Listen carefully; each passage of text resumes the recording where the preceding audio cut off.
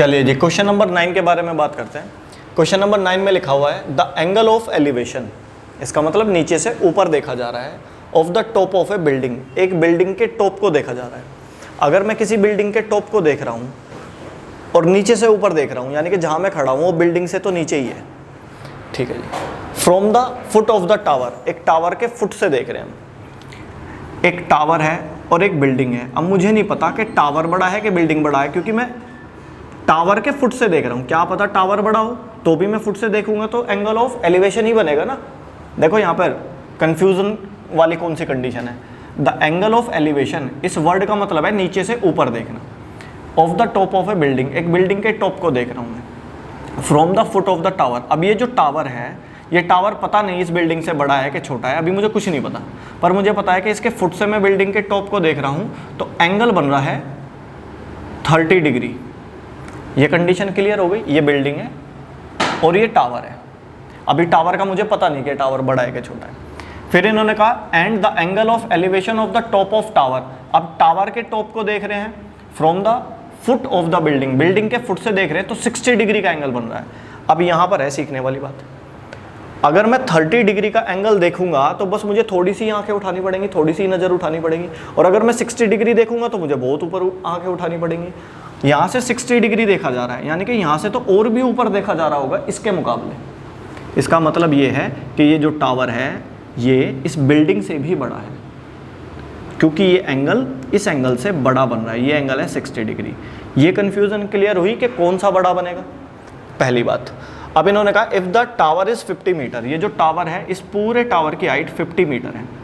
Find the height of building, अब building की height निकालनी है। मैं इस हाइट को HLET कर लेता हूँ, सबके नाम रख लेता हूँ ABCD।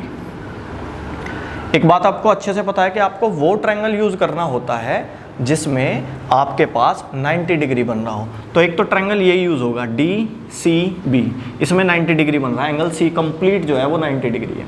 एक ट्रायंगल ये यूज़ होगा ABC, ये जो एंगल है ये कंप्लीट 90 डिग्री है। ओके जी, सबसे पहले ले लेता हूँ मैं इन ट्रायंगल DCB।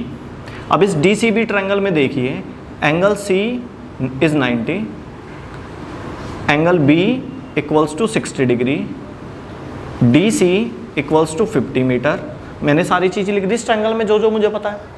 अब हमें करना क्या होता है, एक वो लेंथ लेनी होती है जो फाइंड गिवन है और एक वो लेंथ लेनी होती है जो मुझे फाइंड करनी है। मैं क्या करता हूँ, पहले मैं ये वाली लेंथ फाइंड कर लेता हूँ इस ट्रायंगल की मदद से, क्योंकि ये लेंथ ऐसी है जब मैं इस वाले ट्रायंगल में जाऊँगा तो ये मुझे पता होगी। ये वाली लेंथ और ये वाली लेंथ लेके मैं फिर से एक रिलेशन लगा लूँगा।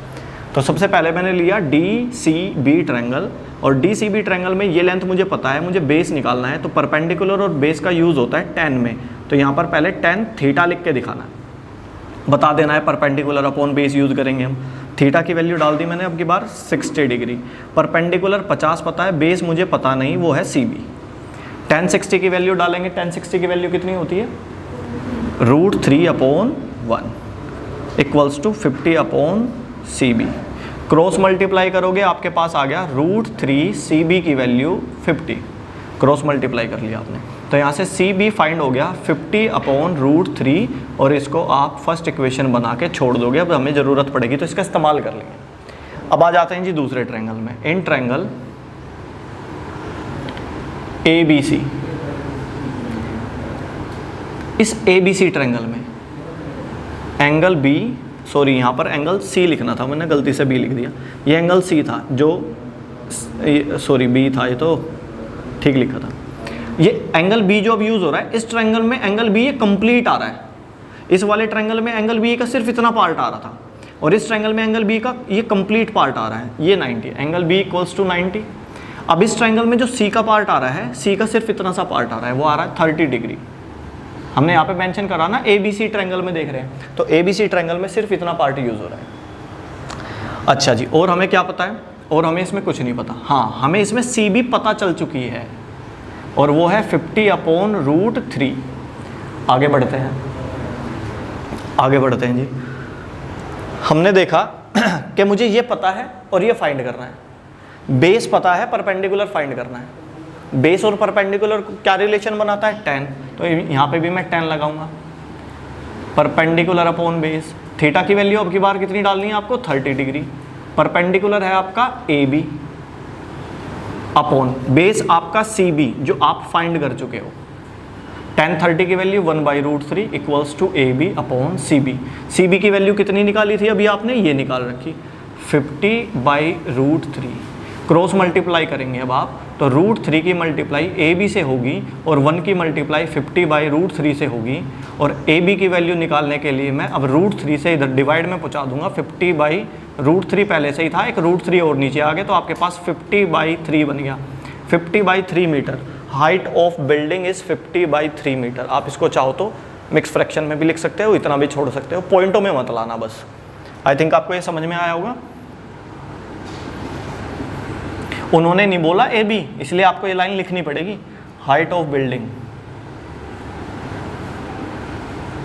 Is 50/3 meter. This is your answer. I hope आपको ये अच्छे से समझ में आया होगा।